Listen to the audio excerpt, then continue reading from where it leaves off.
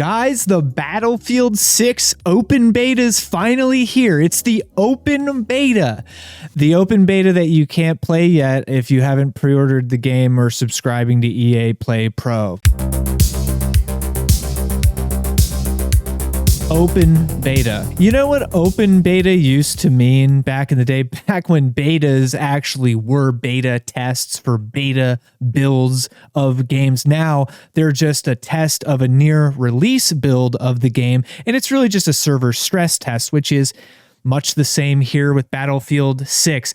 I wanted to make this video where I get to play the game and talk about the game and, you know, hopefully it reaches the same heights as Battlefield 1. I can't play it because the open beta that's been advertised to me on Steam, I can't actually play yet. I can download it.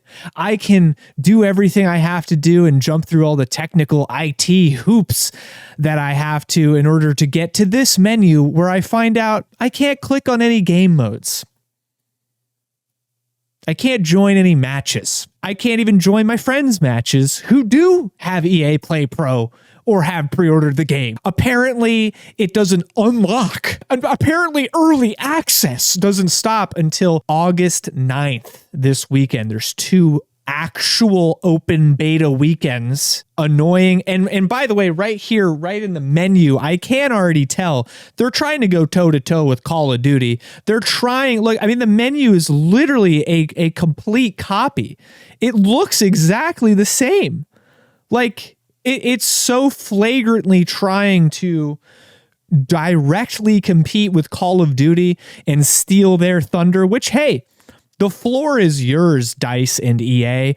Go ahead. They copied even the terrible main menu tile system from Hulu. That's not even all. That's not even the whole problem. Because really, the biggest problem, you will find that in order to even launch, EA is mandating each player modifies their BIOS settings for their computer to play this one game. Or you can't even load the game. And these are anti-cheat methods. Anti-cheat, probably anti-piracy more so than anything. I've played a lot of recent new brand spanking new games with competitive multiplayer and ranked and all these things. I've never seen a game that needed me to change my BIOS settings. Most people, I would say, they probably don't even know how to access their BIOS settings. And if they did, they might not actually know at all what they're modifying or changing. What this game requires is for you to opt into and enable the secure boot function on your BIOS for Windows, okay? If you don't have that enabled, the game will detect it. It will not even take you to the main menu. It will not even start. And that's like, sounds weird. It's because it kind of is. People are bricking their PCs by going into their BIOS, not knowing what they're doing, enabling or fucking with things that they shouldn't really touch or don't know about. If you mess this up, it could brick your PC and it won't start. It won't load into your operating system because what Secure Boot does checks to make sure the operating system it's booting into, only the things absolutely necessary for boot are running, and that a genuine copy of Windows and the correct operating system is going to load, and that it's not loading, you know, malware, rootkits, or anything like that. Okay. It is a security feature in Windows operating systems that you can enable that makes it so that you will boot into a secure instance of your operating system and that it cannot be hijacked by other unauthorized programs or things that are running at startup, okay? Not a bad feature. It's not even like a spying feature or anything like that, but it is something you have to alter within your operating system and your BIOS, which gets a little tricky, right? Anytime you're messing with your BIOS, you could really mess something up with your computer, and it is not something you should do without looking up a tutorial if you're not familiar, or familiarizing yourself with what the features are that you're actually toggling on and what they actually do. Now, I will say, secure boot is not in and of itself a problematic setting to enable. Honestly, you might benefit from it a little bit. You actually might. It can be a lot more secure to enable that, so that in the case where you do have some sort of malicious software that hijacks your computer, you will at least get past booting into your operating system to hopefully give you a better opportunity at fighting against the attack. The EA Javelin anti-cheat, which they're touting and using in this Battlefield 6 game, it already runs at the kernel level, okay? It's already a kernel level anti-cheat, which I would call invasive, okay? Running anything at the kernel level is already like, it's a little sketch, okay? They're doing that. They're running this at the kernel level. There's a lot of things, if they didn't program this right, or there was bad actors or whatever, or it was a bad faith software that EA was running under the hood of this Javelin anti-cheat, it could track data easier for its players and even take control of your system potentially. Like, there's a lot of bad outcomes from something running at your kernel, okay? And that's what they're doing. And that's what a lot of anti-cheats are moving towards, because the robustness of hacks and cheats that are coming out every day are very hard to combat unless you are running something that is so deeply ingrained in the system at the kernel level to check and authenticate and fight against these malicious sort of hacks and cheats, so that someone doesn't like fly hack and kill you in the video game. Is it a worthwhile price? Is this a worthwhile trade-off? Like potentially risking breaking your computer or having spyware essentially, or a botnet downloaded to your computer running at the kernel level in the form of an anti-cheat, just so that someone doesn't like kill you in a video game too easy and make you kind of irritated?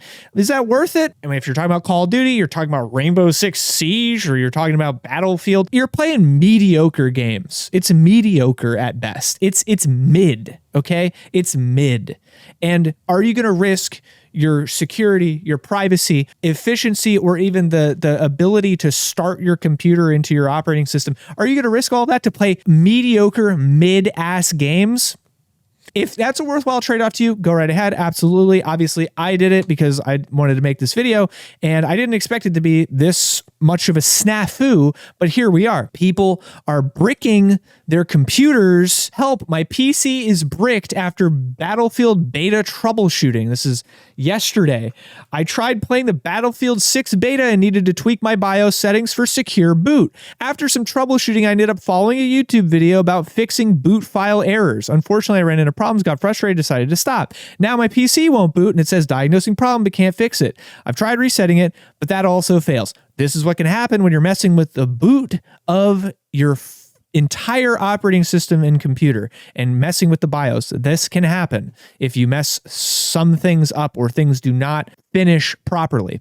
There was a warning in the video about data loss and on the non-removable drive, so I'm assuming I've messed something up here.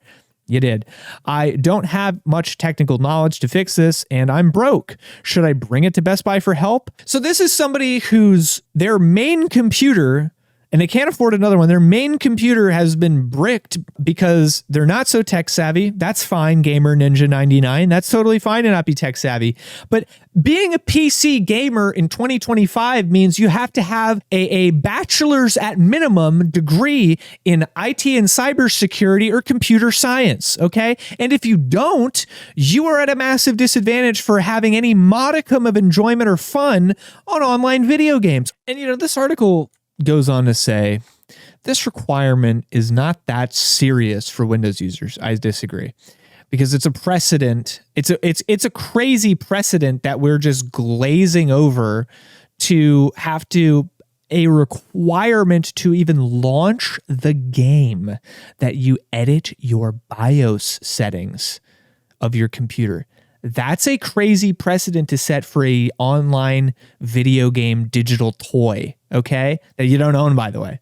You don't even own it, by the way, brother. However, it's very likely, they go on to say, that Battlefield 6's secure boot requirement, in addition to Javelin's kernel-level snooping, will prevent the game from working on Linux emulators such as Proton, killing Linux gaming support and Steam Deck support.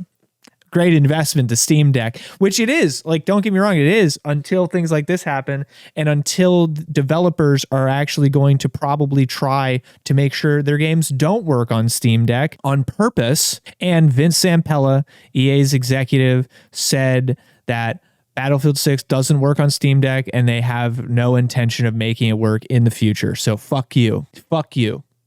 If you want to play it on Steam Deck, if you bought a Steam Deck, fuck you. These are sweeping changes and precedents being set by the biggest gaming companies in the world, and they are setting the precedent that this is cool and okay.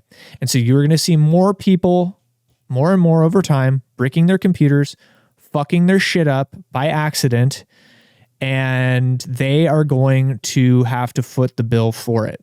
They are going to be left holding the bag just because they wanted to play your new video game.